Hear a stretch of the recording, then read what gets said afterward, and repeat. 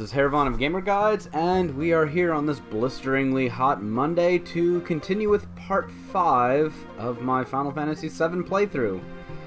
Everyone loves Final Fantasy VII. And we're about to enter the Gold Saucer here, a place of stupendous fun and merriment for everyone. But of course, that can't be the way things actually go down, right? Right before we got here, Barret reached this little shanty town outside and got punched and accused of some pretty nasty things by the villagers, and so Barret is going to finally reveal his backstory to everybody. And we will try not to linger on this too terribly long. Where's the ×3 speed? Yes, get on with it. So, Barret, living in a small shanty town. Shinra wanted to come build a Mako reactor. And look at Barret, totally shilling for Shinra. My, how times change. Because who the hell wants to be a coal miner, right? But Shinra being dicks like Shinra will be, got pissy and burnt the town down after there was an explosion at the reactor. Because it always has to be terrorism.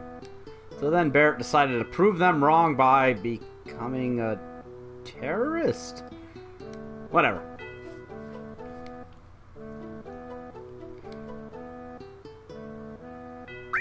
So there's the story.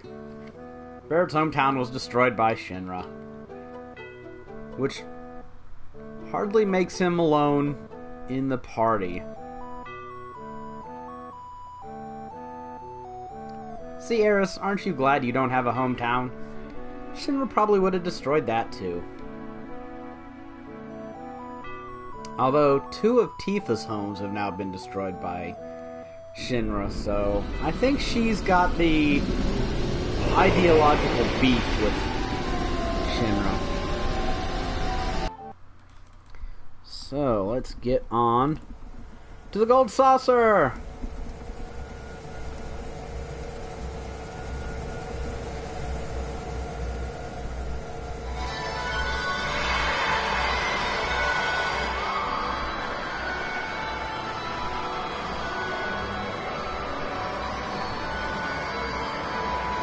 Yes, the stupendous cost of building this place. A bunch of golden metal mushrooms sprouting out from the middle of the desert. Never mind the fact that this probably wouldn't be the optimal design of a theme park, or the optimal place to build one. But for video game reasons, to keep it an isolated little fortress of fun in the middle of nowhere, I guess this is where the owner decided to build it. Now, let's go up here and pay our entrance fee, which is actually kind of reasonable. I usually try to grind out enough gil to have 30,000 by this point, but I haven't been sitting around and grinding much. Yeah. Telling you of all the things in the place.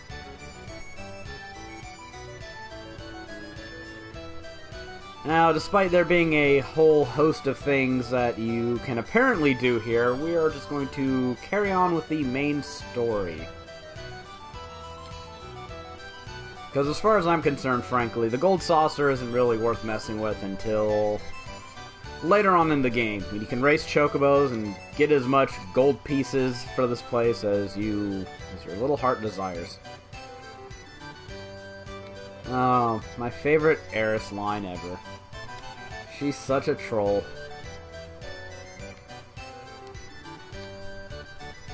Barret, after just spilling the beans about how his family was destroyed in his hometown, along with it, goes up to Barret. We're gonna go play. Oh, Eris. Why?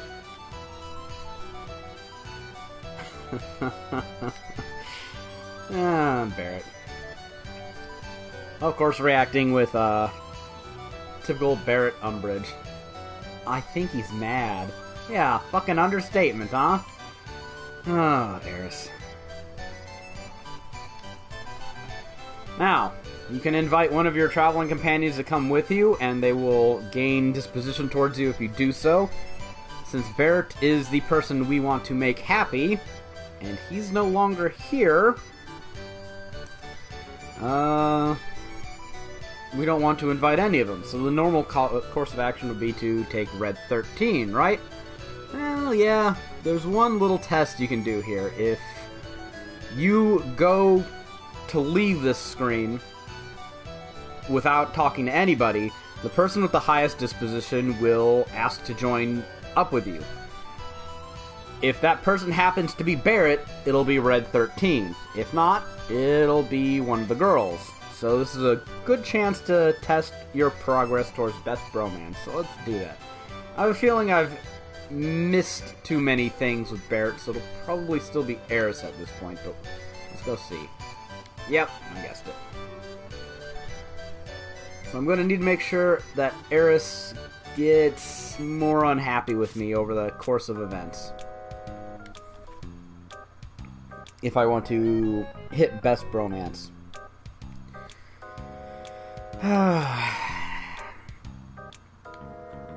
Now the most obnoxious character in Final Fantasy VII. And really the only kind of useless, overly anime video game character that... I don't know. They tend to have to put one of these in every Final Fantasy. Except for Final Fantasy XII, where half the roster was pretty much redundant. But in Final Fantasy VII, you just have Cait Sith. Who's, the only character in this game I really don't like. Personal taste, I suppose. If you got a thing for a crowned cat with a cape riding on a chubby Moogle, then, well, Cait Sith is your guy. And fortune telling for fun, because, well, that's kind of a dire fortune, don't you think?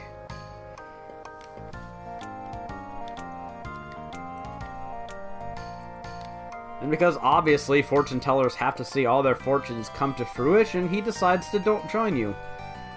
And Cloud, having the spine of a jellyfish, just kinda lets him. That's not all bad. Cait Sith has Manipulate Materia. Oh yeah, you will be using this to get some very nice materia soon. Very nice materia indeed. Should I equip all these people to be ready to fight? I probably should.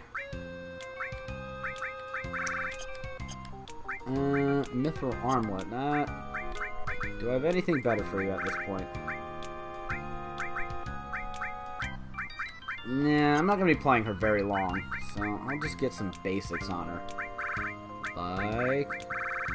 Oh, did you not take the materia off my other characters? Well then, I guess I won't be messing around with you too much. But, can Cloud afford to drop something for... Yes, you can. You absolutely can afford to do this. And put Manipulate on. We are going to want to have Manipulate Materia on for a good while yet. So, with that out of the way, let's go to the Battle Square and see what's up here, because, come on, this is an RPG. Doesn't everyone want to battle? Well, dead Shinra guy. That should make everybody happy, right? Because it's a Shinra guy. You've literally killed hundreds of them. They just seem to die everywhere you go. I don't know. Apparently this one death is worth investigating, and I guess the venue is not the kind of place where you would expect murder and mayhem. Although it is the Battle Square, so...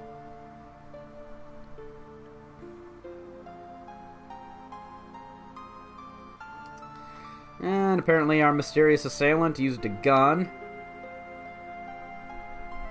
pointing towards Barret, obviously. Dead Shinra guys are one thing, but shooting the cashiers, that's just not cool. Even in the battle square. And the owner of the gold saucer just happens to be a man named Dio, who happens to be an immensely muscular freak that walks around everywhere in a Speedo. Don't ask. This is another character who I'm quite interested to see in the remake, because I have no idea what they're gonna... I hope he retains his Speedo for the sake of nostalgia, but... And badass ex-soldier and etc. Can't even mount the most pittance of a resistance against weird little clampy robots. I don't know why, they just can't. In this instance, it is impossible for them to fight back. And with that, we get framed for a crime we didn't commit, even though not a single person among us has a gun, I should point out.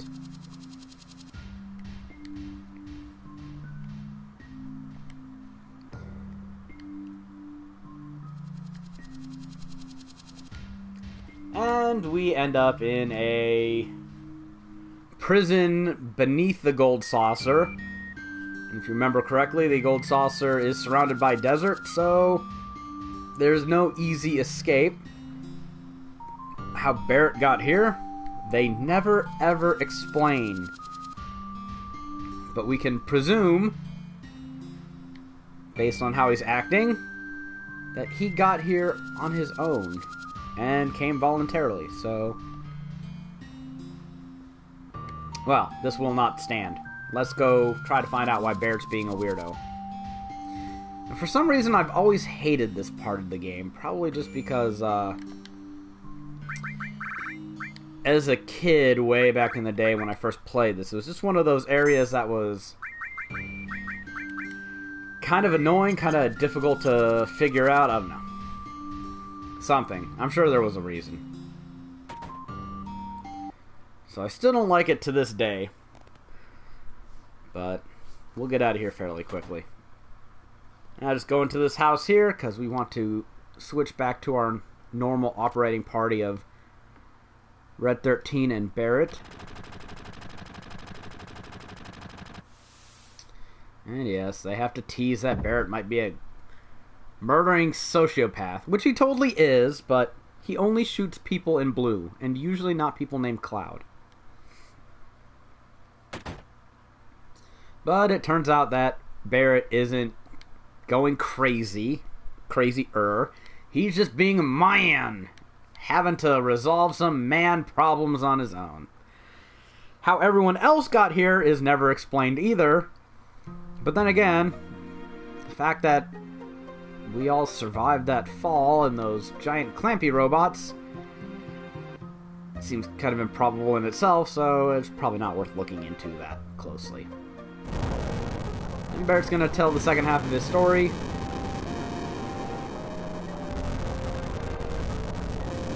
Yeah, hey, kind of looks like Night in Nibelheim, huh? Shinra has a bad habit of just burning down towns.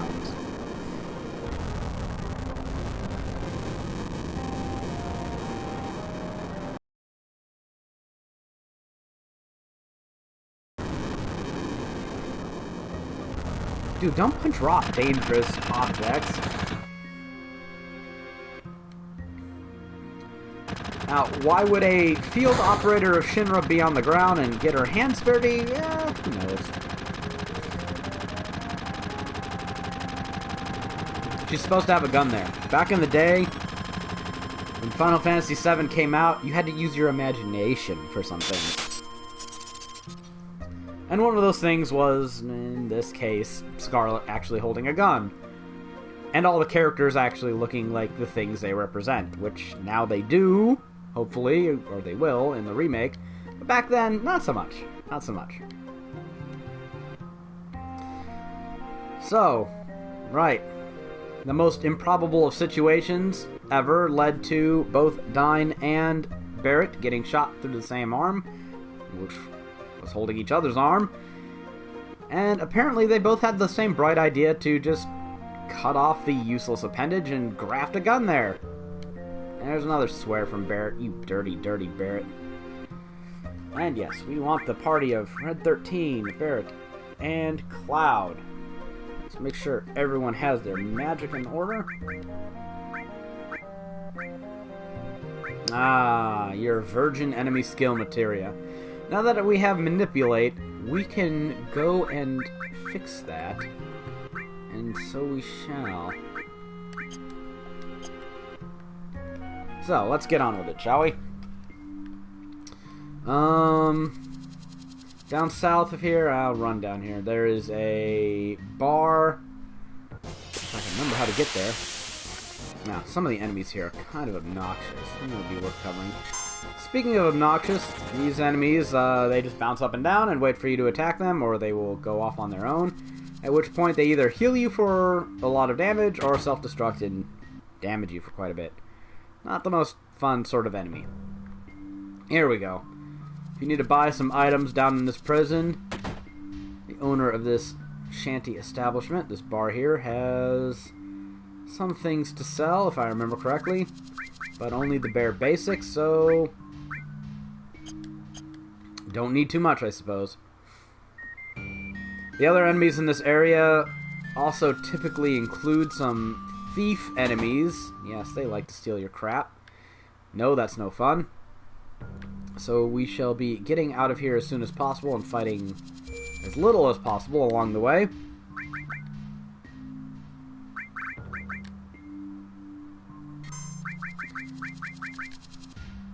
But there are some more interesting foes up north here. And this is where you have to go for the story anyway, so, you know, two birds, right? And in case you're wondering, there's absolutely no treasure worth mentioning in this place. Let's see if I can remember where to go. I always seem to forget. Yeah, speaking of the thieves. They're stealing my stuff. I'm rather low level. And there's a good chance that I can't kill them in a timely enough manner, so I'm just going to bring out the beta bomb and say screw it. How'd that work for you? Obviously, I don't have the magic points to keep doing this for an extended period of time, so let's not. Times 3 speed. Where do we go? Ah, okay. Making sure I remember correctly. The map exit. Is this the right way to go? No, that's not. You can go play out in the desert if you want. It's where cactuar reside. And they are worth quite a bit of gil if you can kill one. Around 10,000. More interesting are these enemies. These death claws. No, not the Fallout death claws. They have some pretty cool enemy skills, though. Ones that we want to learn. So once you manipulate an enemy, you will gain access to all of their enemy skills. And in this case, the Deathclaw possesses an enemy skill called Laser. This is a very nice enemy skill. So, you know the drill. Cast it on the characters that have enemy skill materia, and you will learn Laser. Laser, in this case, happens to deal... I'm not quite sure what the damage counts as. In some cases, it seems to have a gravity effect, but it also seems to do fire damage. So maybe it's like a fire-gravity hybrid. Either way, it reduces your maximum hit points by 50%. So it's quite a vicious skill to have. Now, most bosses are outright immune to gravity damage, and so will be immune to laser, but for a few select enemies, it will really help whittle down their hit points quickly. So it's a nice thing to learn, and if you do not learn it here, you will not get another chance until the very end of the game.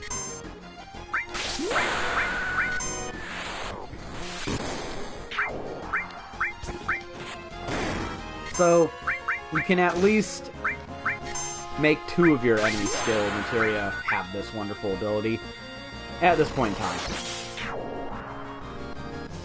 Get out of here. Thanks for the enemy skills, chumps.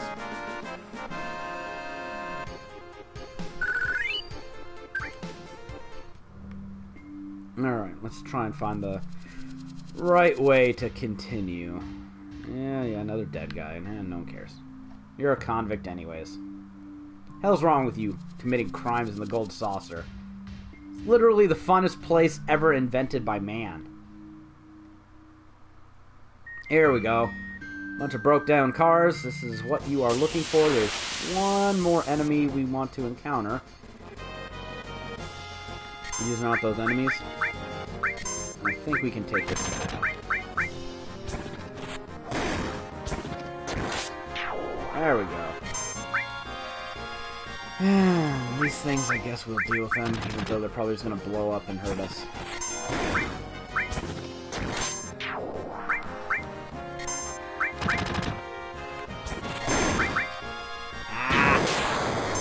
Ah, well. At least it was just Red 13. No one likes Red 13 anyways. You weird cat dog creature, you. So let's keep Barret's magic points high. You heal yourself. Lazy. Don't get blown up. One more enemy skill. Let's go grab it here. It'll save us a fairly lengthy trip back.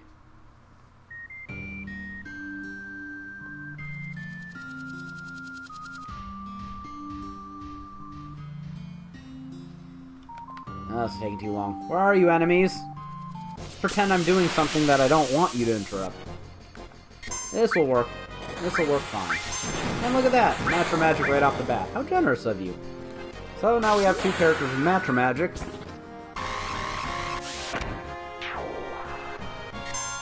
That's a nice thing. Unfortunately, I don't think my party is quite strong enough to expect both Cloud and Barret to be able to get beta. Especially since I used all my gravel balls already. I just don't think they can eke out a victory against Midgar Zolom.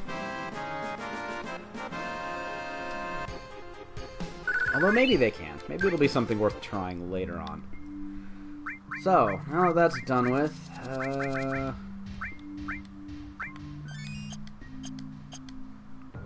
let's heal everyone, and you know what? This boss battle up ahead can be kind of tricky, especially at a low level. So I'm going to go back and save, because I don't want to have to grind those enemy skills out again. And let's speed things up a bit. This battle we can handle. Everyone kill the annoying thief enemy, because no one wants to get your crap stolen. I hope not.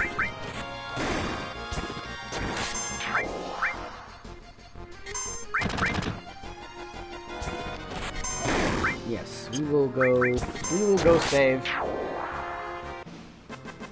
To take as few chances as possible in the upcoming encounter.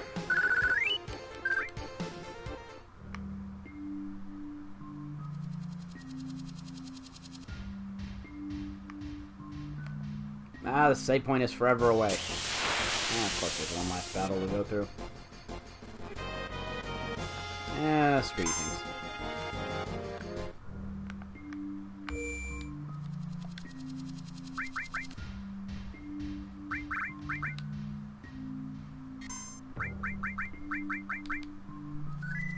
And yes, I know, I'm a habitual oversaver, but that's out of the way now, so never fear. Back onto the trail. Get through there. Oh, ×3 speed. How I love you. And we're going to get it again in Final Fantasy XII when they remake that. Oh, happy days. Happy days.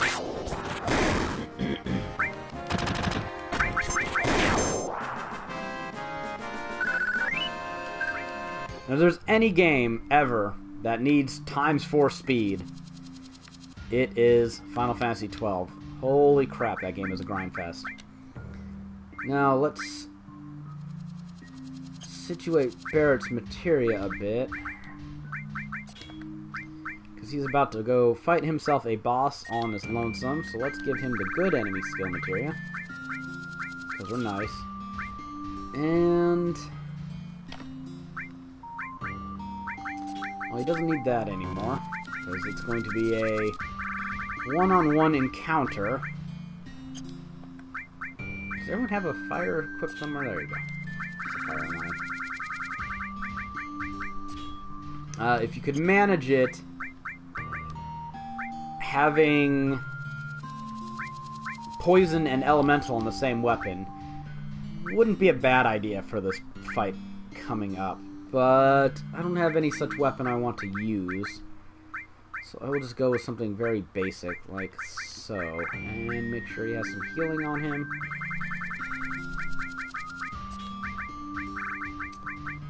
And I think that's all you have. That's all you need. So we'll just let some all materia gain some AP, because why not?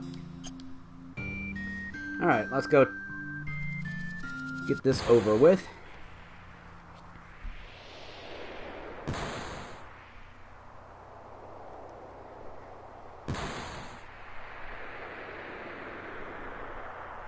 And Barret, of course, runs into his old friend Dine, who, just like Barret, seems to like randomly shooting things with his gun arm, which, like Barret, doesn't seem to have any ammo considerations somehow.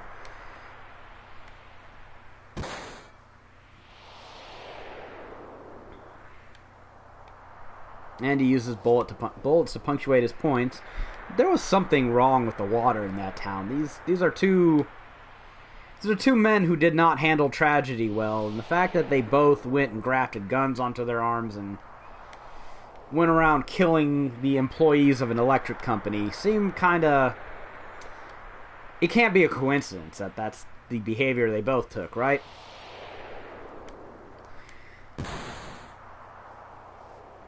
So you'll find out that Marlene is Dine's daughter, whom Barret adopted and has been raising.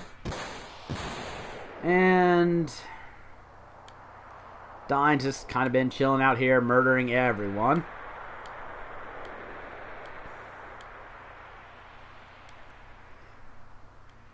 And Barret, he's kind of rational. He wants to save the world. Dine, however, kind of just wants to screw everything up. And yes, he is a crazy who is now saying the unforgivable stuff of, let's take Marlene to go see her dead mother.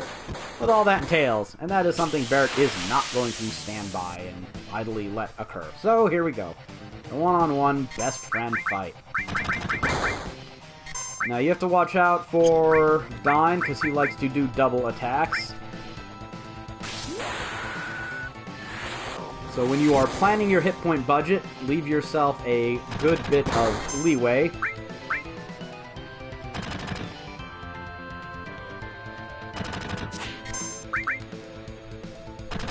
Because you do not want him pulling out two powerful attacks in a row and killing you. Which has, yes, happened to me, because I think in a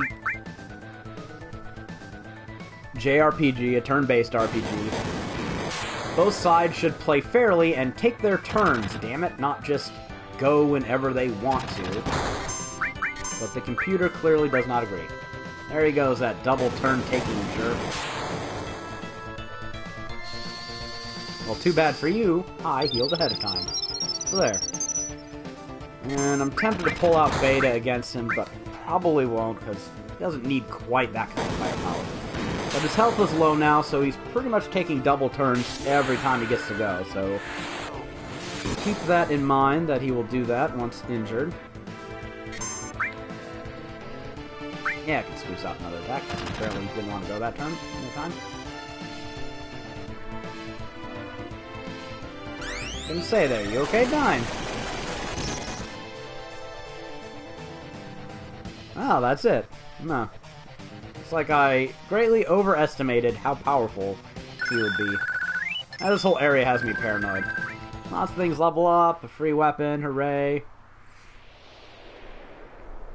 And this time they were apparently just play fighting, because no one comes out of this too worse for wear.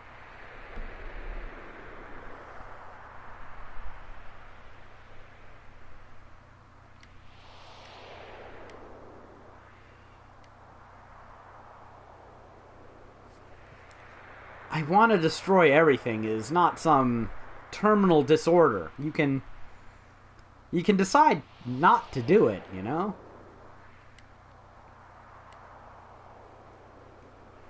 Yes, she wouldn't even know you, but not that she can't get to know you. She's still a youngin' yet. Ah, Dine, you're a silly person.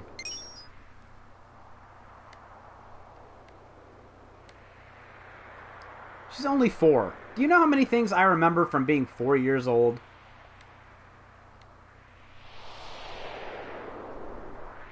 I remember playing on my grandparents' driveway and sharpening popsicle sticks by rubbing it against the concrete. That is what I remember.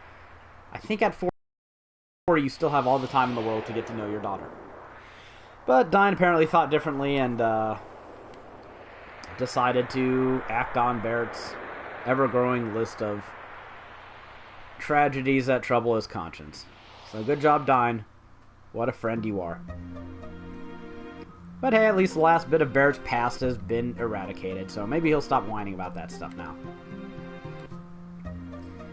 And Mr. Coates is a presumed representative of the Gold Saucer down here, and because Dio is a whimsical guy, he's decided that the only way you can get out of the Gold Saucer is appease the sociopathic mass-murdering boss here, at which point you can petition to race a chocobo, and if you do a good job racing, you get a pardon.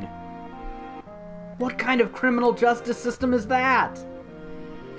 So, right, let a mass murderer decide whether you're worthy of attempting a pardon, and then ride a giant bird fast, and you get pardoned.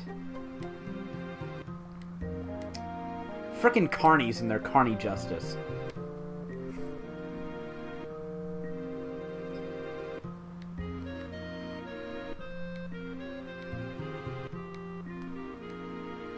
You happen to hear it? Why would you ever come down here? I guess scouting out the talent. Whatever. Everything turns out in our favor, apparently, because not only are we able to convince Mr. Coates that killing a mass murderer is just as good of a reason as getting the mass murderer's approval to go for the races, but we get someone to vouch for us to let us ride one of their chocobos. So, long elevator ride up, which will explain how to ride chocobos.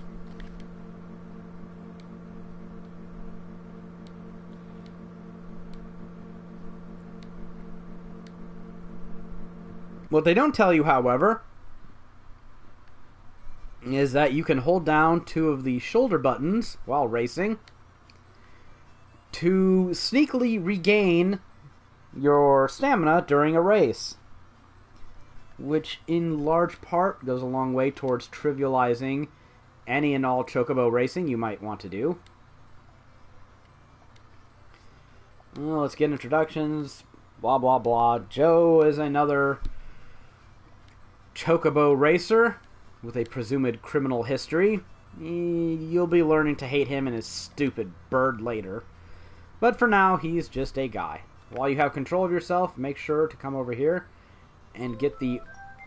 Yes. Get the Rama materia that's hiding out in this corner. If you miss it during this part of the game, you will never get it again. So do not miss it. It is just like the Ifrit materia. Highly, highly missable. Alright, now let's wait for things to progress. There we go. And let's get off to our first chocobo race. First thing you do with every race, switch it to manual. Boom. Hold down the X button so the speed is as high as possible. And on the PS4... Oh, that's the wrong button. Square button. Square button to make them speed up. There we go. We want to speed up, not down. There we are. And on the PS4, you will want to hold down the R1 and R2 buttons. Get out of the way.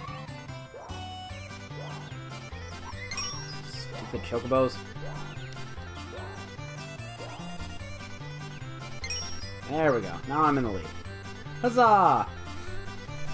Yes, square button speed up and hold down both the R1 and R2 buttons so you will regenerate stamina while you run. And unless your chocobo is just horribly, massively, totally, pathetically outclassed, there's not much any other bird in the game can do to beat you.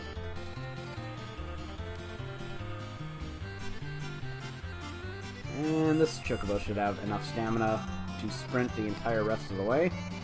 So let's do that and hope none of them are considerably faster. And easy victory. Yay! And just like that, we are pardoned of all of our crimes, which, by now, Dio knows are phony. This is why you don't allow billionaires to build desert paradises. There can't be any building codes or anything in this place, considering the kangaroo court here, but to make things up for you, Dio decides to give you a car. Why a car? Because he's rich. Who knows? Now we can go over deserts and rivers, no problem. How convenient that he gives the just perfect gift to allow us to traverse the upcoming terrain, which otherwise we could not handle. And yes, recently met Sephiroth and happens to point you to Gongaga. So, not only is his gift convenient, the fact that he points us on the right trail is convenient. Oh, game, you're just full of conveniences. So, it might seem wise to continue on with the game, and I mean, what else can you do? You're playing it. You can either continue on with it or quit playing, but quit being pedantic, you. Instead, we just got manipulate materia, and that means only one thing. It is time to go and break the game and go back and get a number of enemy skills that we could not obtain earlier.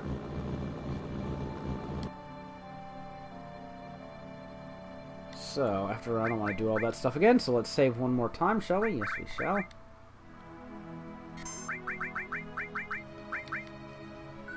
Huzzah, saving. And we got a new silver bangle, didn't we? Yeah, let's put that on Cloud. Because we like Cloud. And you don't need to be in the double materia growth slot there, you. Get out of there. This is also not a bad idea because we're imminently going to come to a place that's going to require a good bit of gil. A good bit of gil indeed. Something along the lines of... 40,000 gil would be fine. So, probably not going to gain anywhere near that much at this point in time, but we can gain a good bit. So the first enemy skill we want to get is up here. This one shouldn't take too long because there aren't that many enemies that can appear on the sandy beaches. Little squid guys, you are what we want. We are after you.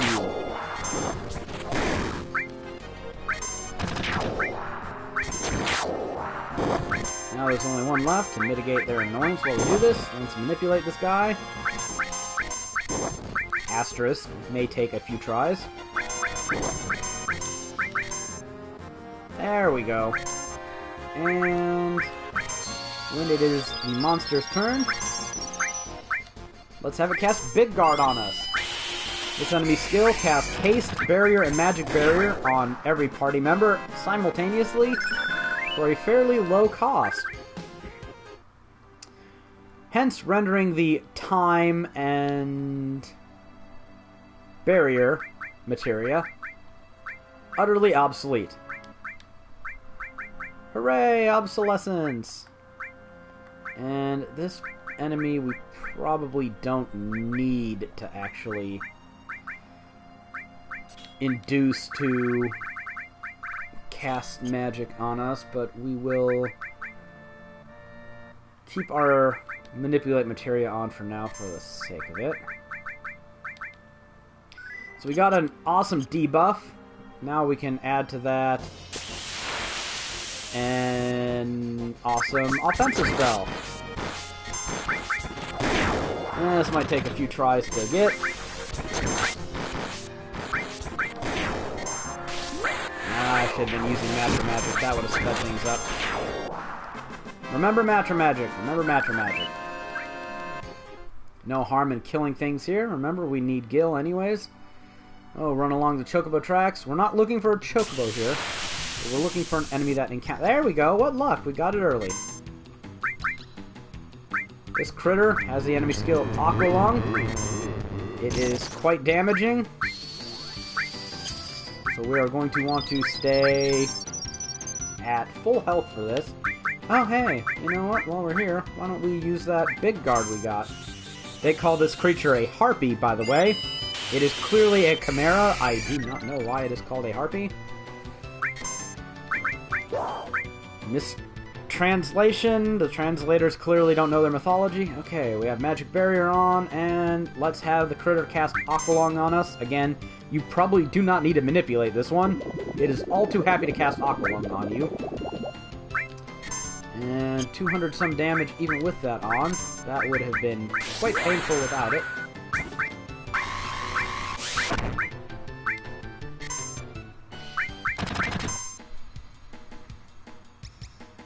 Oh yeah, and if you queue up an action for an enemy, and you end your manipulate before that, they will still carry it out even when they are not manipulated any longer. How cool is that? Moderately. But still, worth noting, I suppose. So, now we have Aqualung and Beta, two pretty potent offensive spells. This is good. This is very nice. Although, frankly, I think there's one time in the game where water attacks are really advantageous. It's a good bit later, and those spells are nearing the edge of obsolescence themselves by that time. These Jester enemies, they absolutely suck. They like to attack by throwing cards at you, and one of the cards can be a instant death attack, which is not cool. No one likes instant death attacks.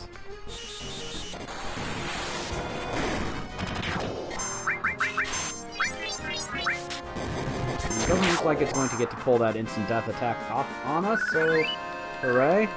Now for some of these other enemy skills, we're going to have to go back to the previous continent. Fortunately by now we can do so.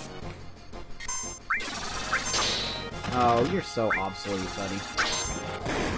Actually, the sad thing is, it's still putting up kind of a fight, ain't it? There we go. Hey, look at that, I have a blade beam.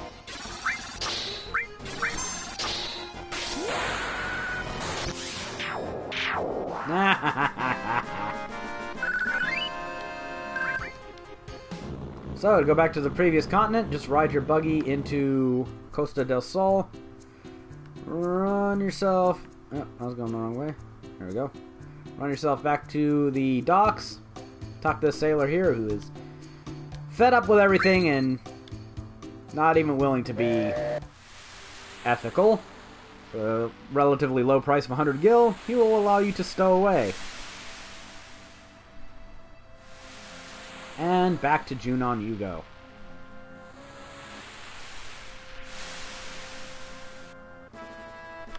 Hooray! Continued Shinra incompetence and or corruptibility. Talk to this dude here. Gives you a free taxi ride. Only in Junon, folks. And let's get outside of town. And here we are, back in the environs outside of Junon. And hey, just the creature we wanted. Game is being awfully generous. Now this enemy possesses White Wind, perhaps the most powerful healing spell in the entire game, and you can get it early at quite a bargain. There we go. Very weak enemy possesses it. It does cost a fair amount of magic points to use, but the effects are outstanding. First off, it heals everybody in your party for as many hit points as the caster has when he casts a spell. So once your hit points start climbing into the thousands range and Cure stops cutting it, and Cure 2 and Cure 3 become absurdly expensive, White Wind will allow you to pump out thousands of hit points of healing for a relatively modest cost to everybody in your party. On top of that, White Wind also removes all negative status effects when it is cast. So not only is it a good healing spell, it is a good debuff as well. Why am I saving? I don't need to save that constantly. Come on now. So I'm going to try and get another instance of beta.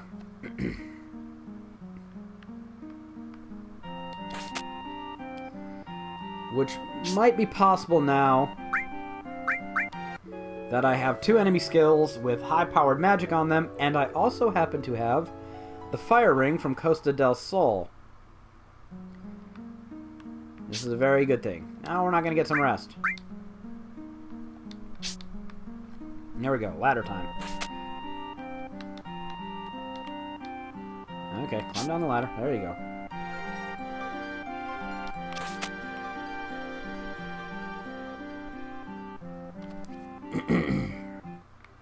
So, Cloud and the Barret are the bearers of the enemy skill materia at this point in time. Although I should probably put it on Red 13, considering he probably has a higher magic score than Barret, but we won't let that ruin our time. Besides, Red 13's not really a super permanent member of the party. We'll get rid of Red 13 soon enough. Once all this funny business with Barret and Best Bromance are out of the way. Okay, so let's prepare. Let's inflict ourselves with tranquilizers to reduce damage. And we are going to put the Fire Ring on Barret, because he is the one we ultimately want to end up with this skill, and that will protect him from beta outright. Cloud, on the other hand, is going to need to go with the old elemental routine. So, elemental and fire.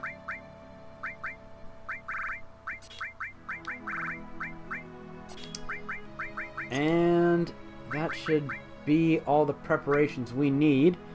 Instead of Gravaballs, ooh, I just remembered, we got laser. We don't need Gravaballs.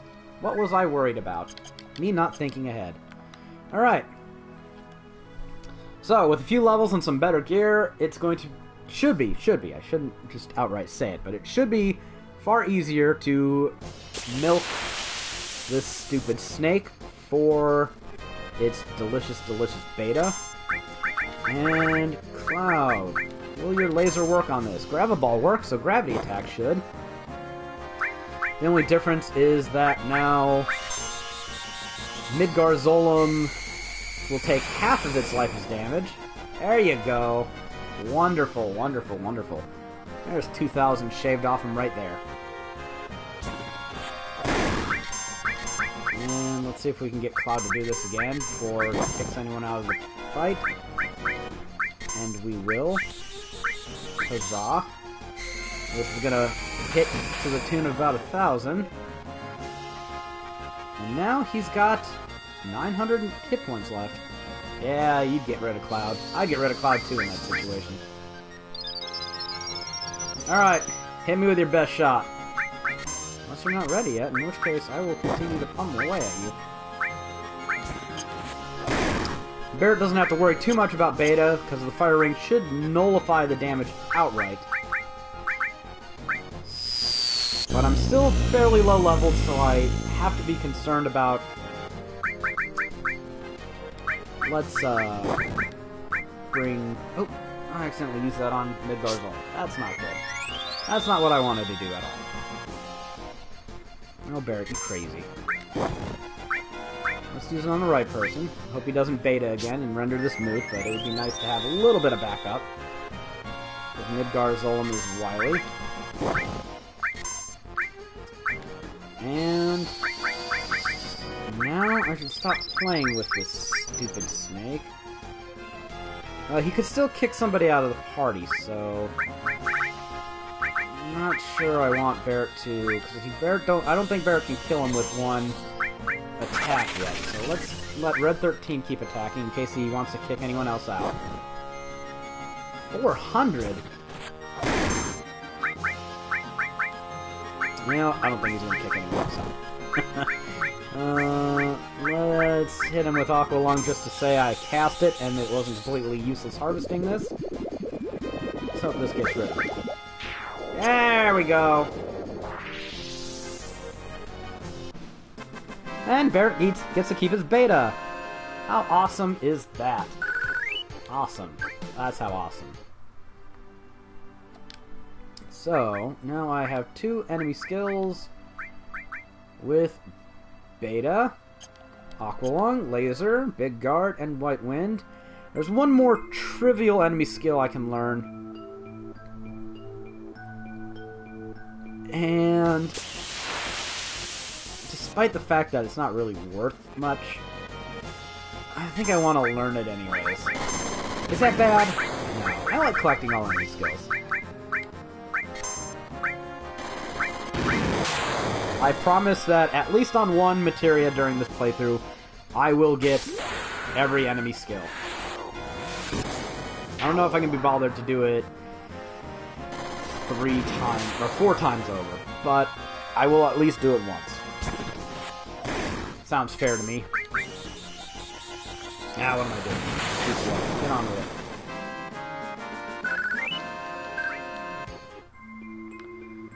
So, let's go up here. They like to appear in these areas.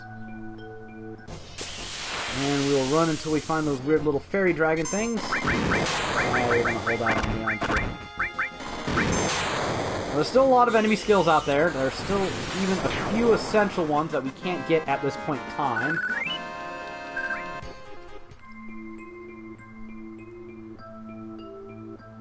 Come on now. Give me my enemy skill materia. Or materia. This enemy skill. This enemy skill.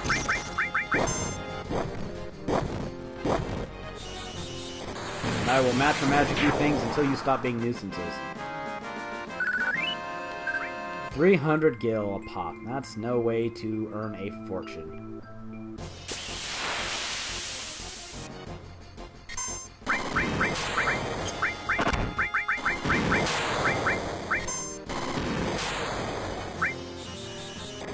Alright, give me crabs and snakes, but I want fairy dragons, damn you. Fairy dragons for the win.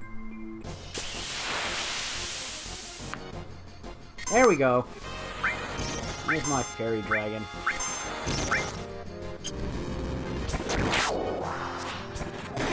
Oh, don't hit the fairy dragon.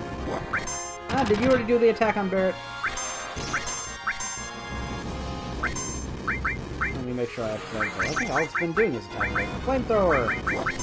It's a useless ability, but there's no useless ability that's not worth having roll on your little enemy skill materia screen slider. I want to collect all the stars, damn it. So, that's all the justification I need to give anyone. Okay, let's get out of here. There you go. Let's get ourselves... actually, yeah, let's go get ourselves a free rest at Junon. We've got another boss battle coming up immediately after this. Up, up, up. Ah, Lazy Cloud. Alright, no, let's... I just remembered something else. Play this game so many times I'm forgetting to remember to forget and whatnot.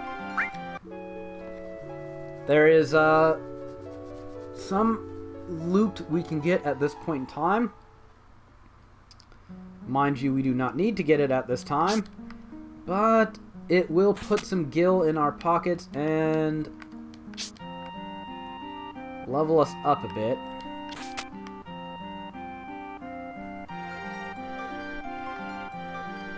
So I say let's do it, I say. Alright. Ah!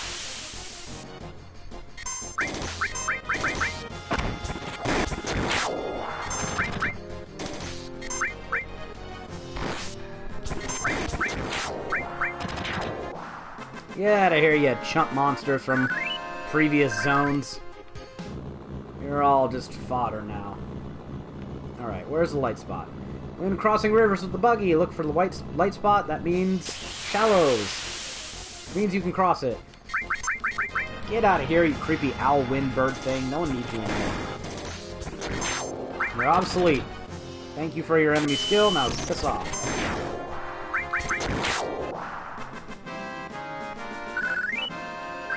How could I have almost forgotten about this? What a travesty. Okay, head inside this cave here and talk to Weird Miner, who clearly has some sort of sleep apnea if he's whistling in his sleep. And he will tell you some random stat about your combat prowess. I've only run away from things 4 times in this? Oh well. It will increase. They're just enemies that are annoying. Sometimes it's less tedious to run away from annoying enemies. So, every time you fight a battle, you should reset and say something different. We're looking for him to say something in particular. Namely, he should tell us at some point how many battles overall we fought. Which is not just useless trivia, because if you have fought, there we go, 135 times.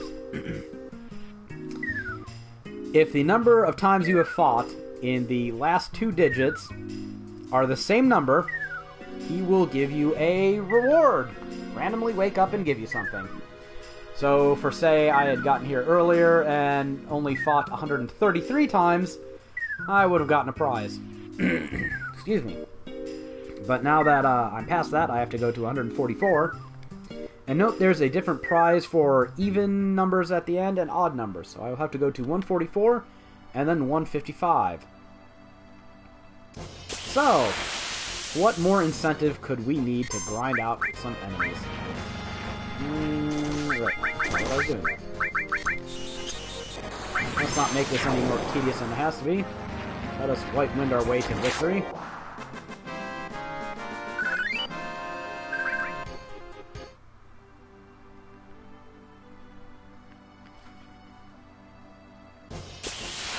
And yeah, we'll be doing this for a few minutes, but that shouldn't be too bad. So that should be battle 137 in the bag.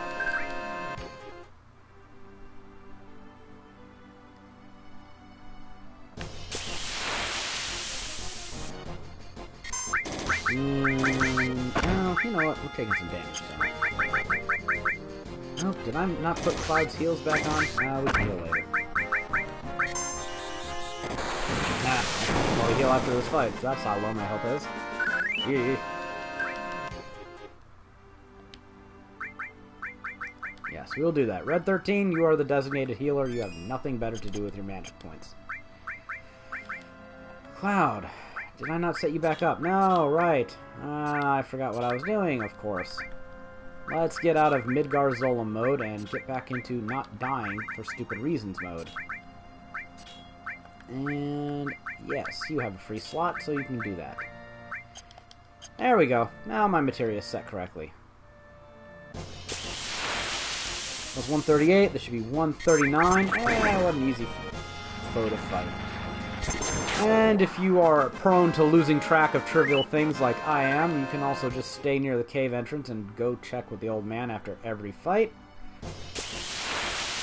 One of the items he will be giving us for this little endeavor is an okay defensive/resistance item. And the other allows us to get an ultimate limit break. So neither one of these are bad items to grind for, per se. So that is what we shall do. Yes, yes, high-level materia, blah, blah, blah. Say nothing, you crazy old man. I guess he must be the last of the remaining mithril miners, huh? Although he doesn't seem to be getting much mining done, does he?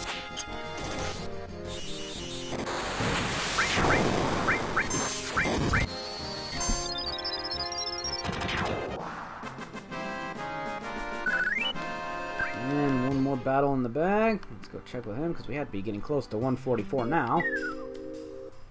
Yeah, apparently that wasn't it yet. Maybe one or two more battles. Give me some love, random encounters. There we go. Ah, you back attacking jerks. Another upside of killing weak little enemies like this is it will get kill counts and limit break uses for your party and allow them to progress to the next level in limit breaks. I'm kind of surprised no one besides Cloud has. What are we all doing in limit breaks? Am I just... No, I didn't miss it. They just haven't gotten them yet. Should probably let people other than Cloud do this, but come on. Cloud has the best limit breaks ever. Everyone loves Cloud's limit breaks. I'm going to give this to Barret. Barret, you need to get more limits, so you need to kill things. Cloud never learned Flamethrower? How is this possible? Cloud has not learned Flamethrower. Ooh, that's weird. I'll have to go back and do that. Just because. We want a collection, right? 143, one more to go, and we are good. And he will give us a trinket. And if you don't like trinkets, then you're not a good person. Everyone likes trinkets.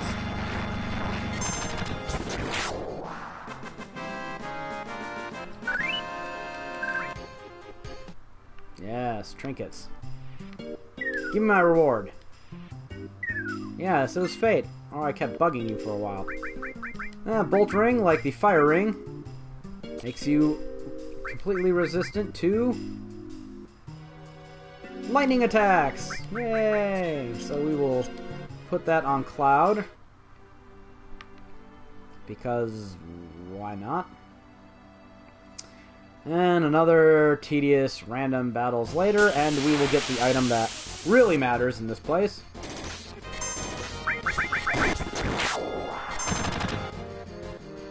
Which again will allow us to get a ultimate limit break.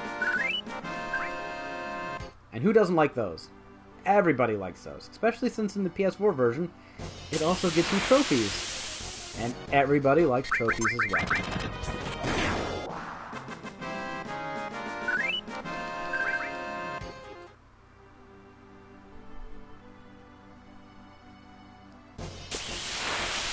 That was 2. We need 11. Barret, you do the honors. Teach him a lesson, Barret. Yeah. Can't. Barret! Oh, your magic sucks so much.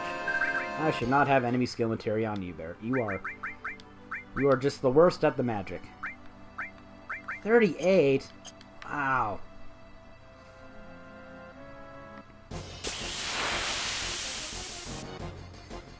Well, the guy has a gun on his arm, and despite the fact that it never seems to run out of ammo or get hot, no one has ever really accused him of being magical, so... Clearly more of a technophile at this point. I've already lost track, but I think I have 4 battles on this one. Hey, Barret, your turn to shine again.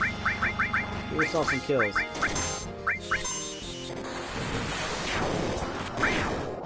Hey, Barret and Red 13 got a kill. Oh, wonderful. And my money is ramping up quite nicely. I can afford a lot of what I want to buy up ahead, which is always welcome. Having enough money for things, something I wish I could emulate in life more, but I digress.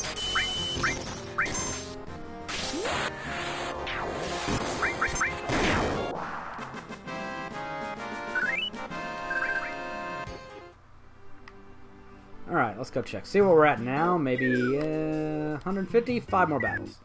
5 more. Stick with me. We can do this. Only 5. It'll be okay.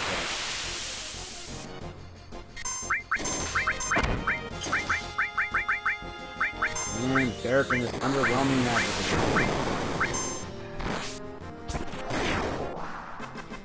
You know, the enemies in this area are kind of bastardly compared to other parts of the games. Like, there are a lot of enemies who attack fast and will hit the entire party. A little bit of a difficulty spike, but still not too hard. Especially when you're over... No, I think I'm over leveled now. Especially for this part, but for the game in general.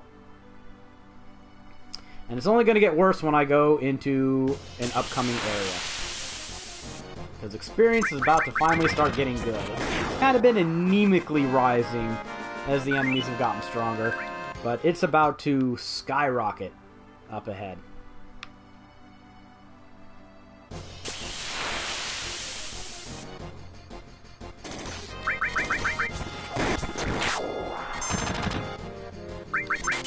And because I have ADHD, I can't remember how many battles I've been in now.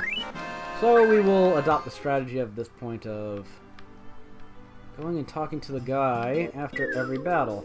1 more. Wonderful. Come on. Come on. There you go. You can do it.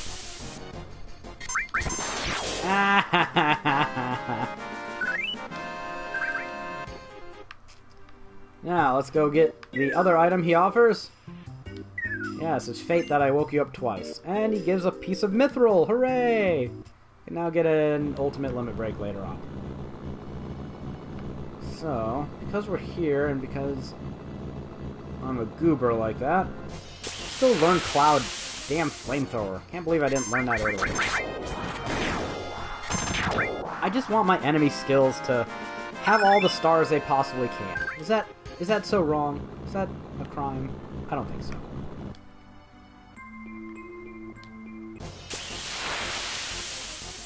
And again, because we're fighting trivial trash mobs, and it's not worth wasting more time than necessary on this, I've got the game up to ×3 speed, just to get through this quicker, less painfully.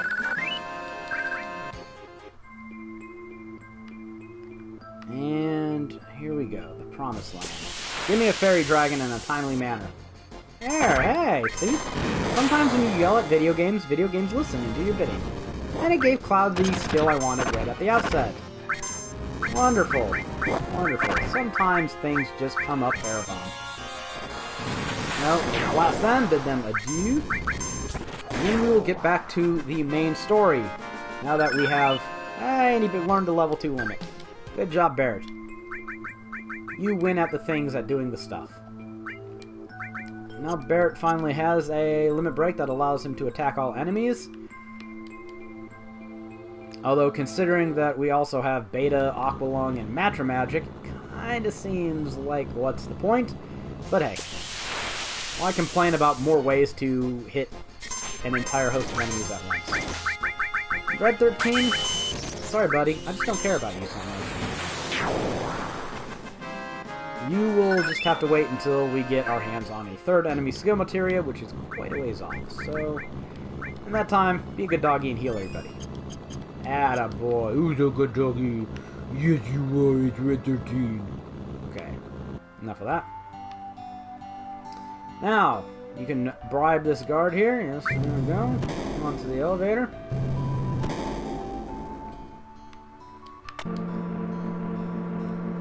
Then we'll run through Junon, get back on the boat, and go back to Costa del Sol. At which point we will be ready to ride our buggy into new unexplored areas. So exciting. But we will also be getting a new enemy skill immediately, so don't get too hopeful that all that business is done with. There's another one that's not great, but it does have its uses, and especially a few nice uses up ahead, so we might as well make use of those.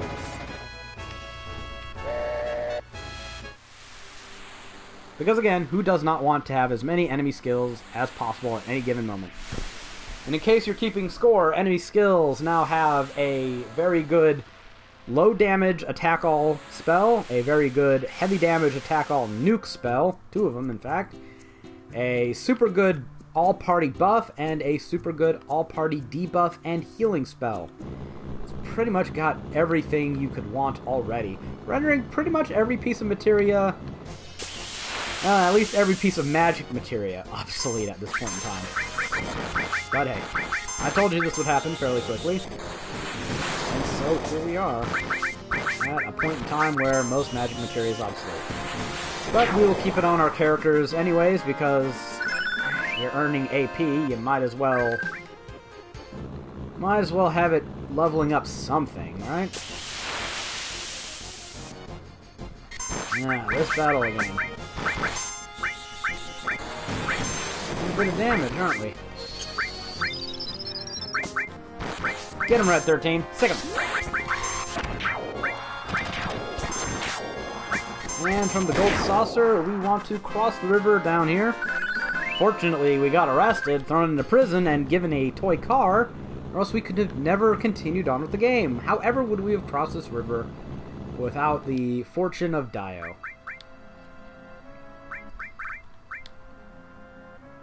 And yes, I'm a chronic saver, so we shall save one more time. And in the forests outside of this burnt husk of a wreckage here, we shall find a bunch of little frog things. They're not really dangerous. That bastard who wants to turn us into stone is. Let's get rid of... Hey, there's the enemy skill we're looking for. And we're all frogs. That's not so good. There we go. It doesn't matter that we're all frogs. Let's try to make sure Barret does not turn to stone. I can swear I bought some socks. There we go.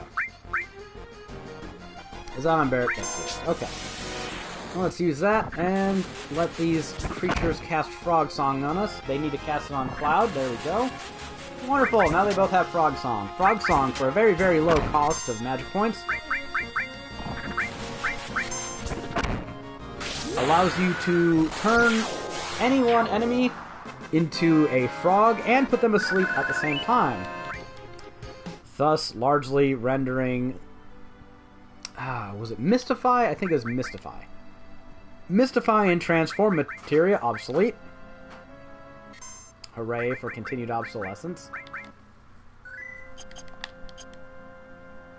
And with all that done, let's go into Gongaga. Lots of new enemy skills.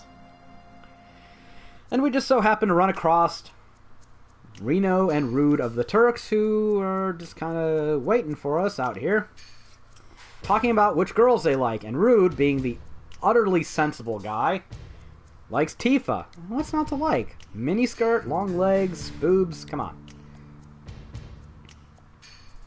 And Reno, being asexual, doesn't answer that question himself, and instead decides to speculate on who everyone else likes. Apparently Tseng has a thing for Eris. Not a bad choice. But Elena has a thing for Tseng.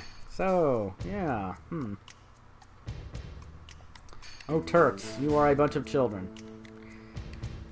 Now, despite what Rude says here, go easy, or, well, Reno says, go easy on them. Don't even let the girls off. I've been told that Rude is resistant to, he's hesitant of attacking Tifa. So, we're not going to test that out here, but just words that I have heard. Let's cast Big Guard and then soften them up with... Well, if you kill both enemies at the same time, you will get an experience reward from both of them.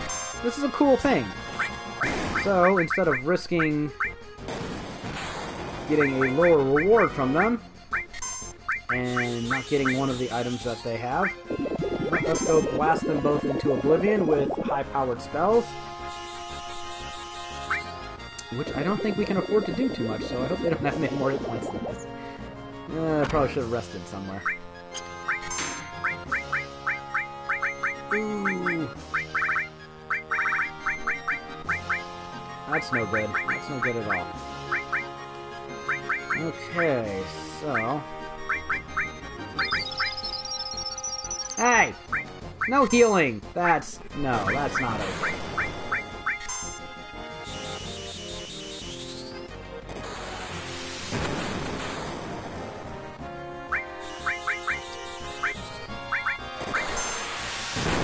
I don't want to use an ether to ensure this works. I probably should have rested. Maybe that'll kill them both off.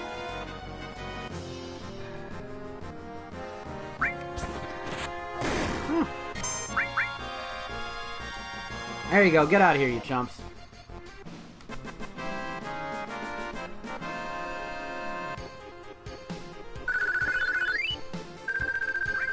Ah, we didn't get one of their items. Oh, well. Should have rested and had magic points. I think the item the other one would have dropped if they didn't just leave is Fairy Tale. You know what? I want to collect all the weapons, so let's just try that again. Except this time I will be smart and I will go rest somewhere. Come back to me, game. There we go. Chronic saving. 1. Not saving too much. 0. So let's go back to an inn since I apparently couldn't be bothered to. I hate these things. And I couldn't be bothered to make sure my magic points were full. Yeah, you and your stupid death spells.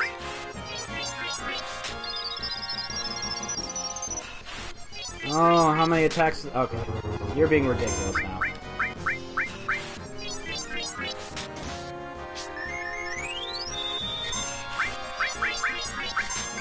I'm sick of dealing with you all. Eat some death, you suck. I hate you things. You're annoying.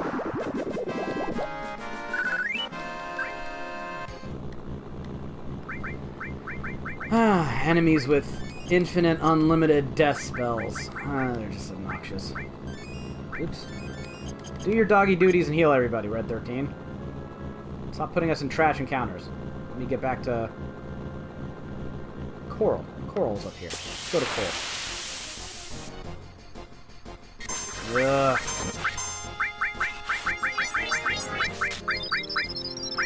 Nope, not dealing with you. I'm just gonna nuke you since I'm going to recover all my magic points anyways. Get out of here! 30,000 gil. That's a nice little war chest there. If I had that earlier, I wouldn't have had to pay to... No, I wouldn't have to keep buying tickets to the Gold Saucer. Obviously, I still wouldn't have to pay, but... You know what? Yeah. Get angry, Barret. Let's see you use your new limit break. You sassy man, you. Yeah, take some death.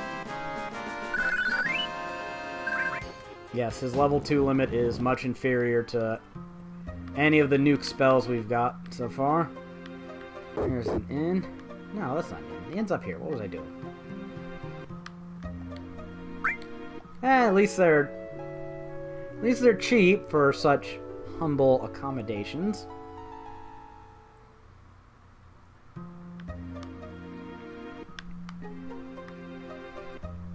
And out we go. Alright, back into the world. Let's hope we don't get attacked by a million jokers again. Jesters, whatever they're called. These aren't too bad. They do damage, but whatever. Don't waste all your magic points. Don't waste all your magic points. Stop attacking Barret. Poor Barret. These things are racist. See how they focused on him? That's not cool, guys. You're at 13. Be my healer. Heal. Alright, let's try this again, but with less failure. Less failure. And this time around, we're just going to nuke them with Aqua Lung. Because I want both my treasures!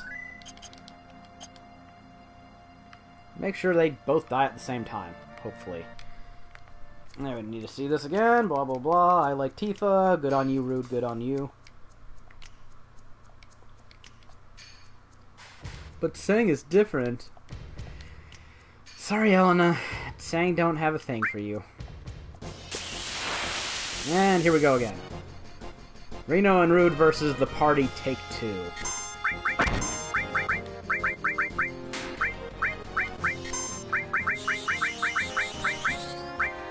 And let's just nuke them both with Aqualung. Yes, sir, yes, sir.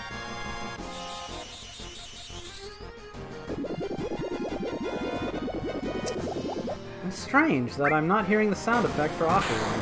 Huh. I wonder why not. And I guess 2 of them wasn't enough for you, so let's give them 4 in case they have any thoughts about not dying.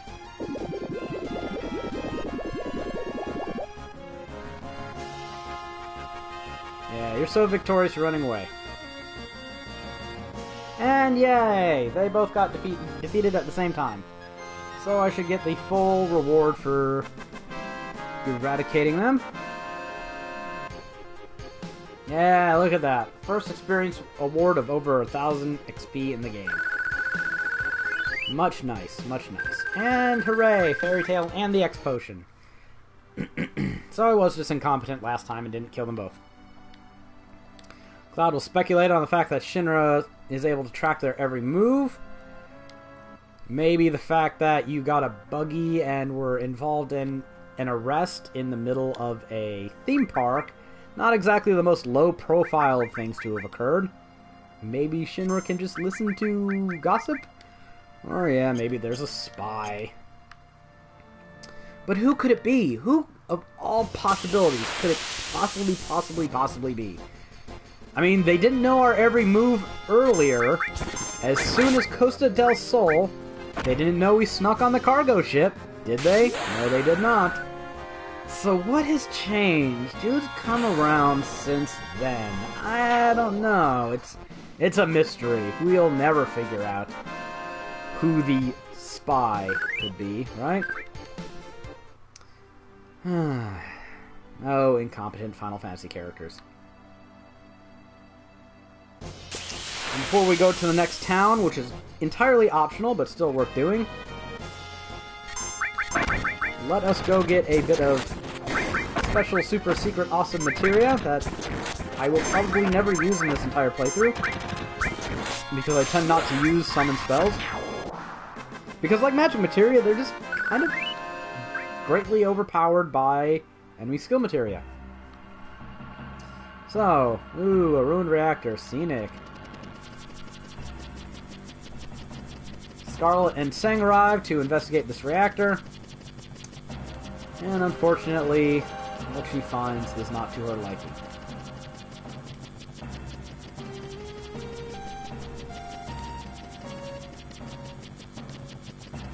And she'll talk about creating an ultimate weapon, something that you will not have to see the fruition of for quite a while. Huge materia! A weapon. At least Cloud's inquisitive enough. Let's go see what she was searching. And this materia might not be good enough for Scarlet, but for us, it is perfectly fine. Titan materia, just waiting for you to come grab it. And these creatures are called heavy tanks, these Triceratops on tank treads. Who would ever design a tank like this? I don't know. It's Shinra. They clearly are in the business of making really stupid defense robots. It's just... they have a whimsical weapons and development department, as evidenced by Scarlet. But, another note about the heavy tank. Later on, when you gain the ability, you can morph them into power sources, which permanently increase your strength, and that is absolutely worth doing. But our odds of morphing anything at this point in time are basically nil, so don't worry about it yet. Endless battles with mindless trash. There we go. Get out of here. Ah, the frog victory dance at the end there. Before we go up to the town, make sure you search over on this otherwise useless path to find Death Blow materia. Death Blow materia vastly reduces your hit chance, but if you do connect, every blow will count as a critical hit. If you have a weapon with a very, very high accuracy, you will essentially get to benefit from double damage from this weapon. We should be here with Eris and Tifa. Let's do that. What am I thinking? Eris and Tifa. Just to add some story stuff. Even if it means fighting dumb enemies. I will do it. Because this game is brand new and no one has seen this before. So, let us switch these two out real quick. This shouldn't gain us any disposition.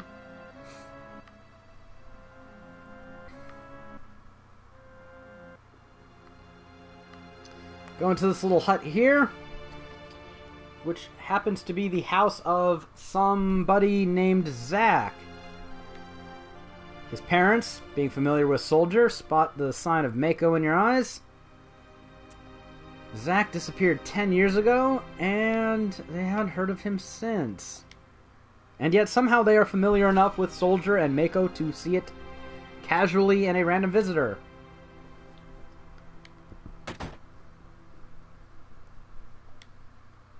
And apparently Eris and Tifa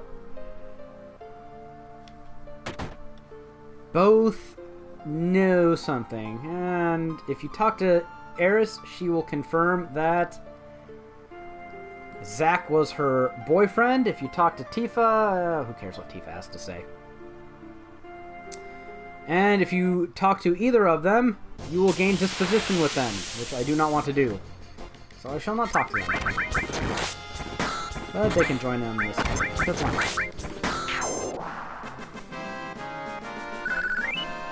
Ah, what am I doing? Let's go back. We exited the town, but there's no reason not to search it fully. So, now that I've left, there's no option to talk to them, which I didn't want to do anyways. These guys don't really sell... I don't want to talk to you! Go away. Alright, I can't climb that. I thought that was a little ladder there, not a hat rack. What am I, crazy? This is obviously a ladder. If you'll climb it, there we go. Who would design a house like that? I mean, what...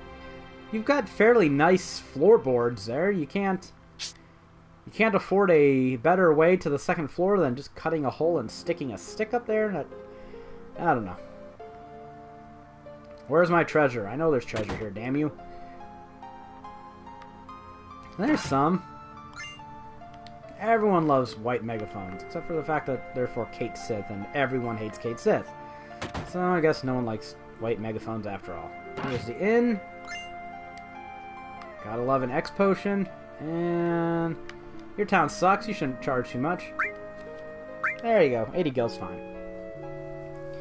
So let us rest, and then we will continue on to Cosmo Canyon.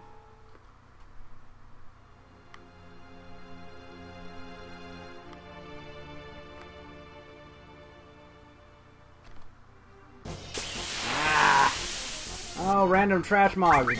Why do you have to be so annoying? Mobs? They're called mobs? Mobs. At least we get to see the Happy Froggy dance at the end. Why? Tedious enemies. There we go. Get out of here, tedious enemies. You suck. No one likes you. And let's switch back to our good party. Good party! Away!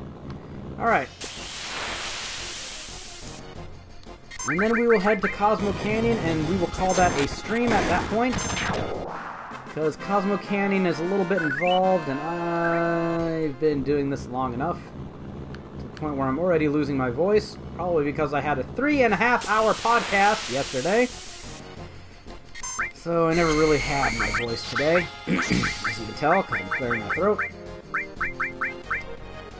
And yeah, let's not deal with 3 of them trying to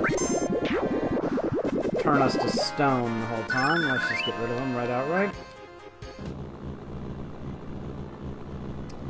And, of course we gotta get into one more battle.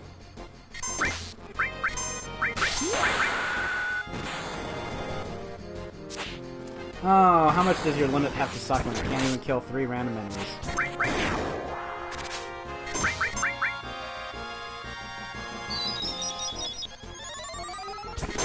Oh, dick move! I did not remember they could do that. Sucking all my magic points. Anyways, Cosmo Canyon. There is one more Fort Condor event you can do that takes place after you enter Cosmo Canyon, but requires you to go back to Junon. Now, Square Enix are such jerks. It's just Squaresoft back then, actually. But whatever. Nevertheless, the developers were such jerks that you cannot reach this Fort Condor event if you play the game normally, because as you drive past Cosmo Canyon, your buggy has a breakdown. Thanks, Dio, for this crappy car. Yeah, he arrests us, throws us in prison, forces us to fight and race our way out, and then he gives us a lemon. Rich people. But, on the other hand, I have no intention of going back for a random Fort Condor battle. That will not reward me. So, let's just let the car break down, continue on with the narrative, and go on to Cosmo Canyon. If you want to do the Fort Condor battle, you can simply get out of the buggy before you enter Cosmo Canyon and it breaks down, and magically your buggy will never break down, huh? Yeah, it's just a story contrivance to keep you from playing on ahead of what you should. And that will end the stream here today. This has been Haeravon of Gamer Guides. If you want to check out our guides, including my guide for Final Fantasy VII, check out Gamer Guides at www.gamerguides.com. You can also buy their ebooks on iTunes, Google Play, and other venues. And if you want to see more of my random streams, check me out at twitch.tv/Haeravon. On Monday, my coworkers will be streaming Uncharted 4, and on Friday, you have some God of War 3 remastered coming at you. So, if you want more goodness, go check that out. This has been Haeravon. I'll see you all later.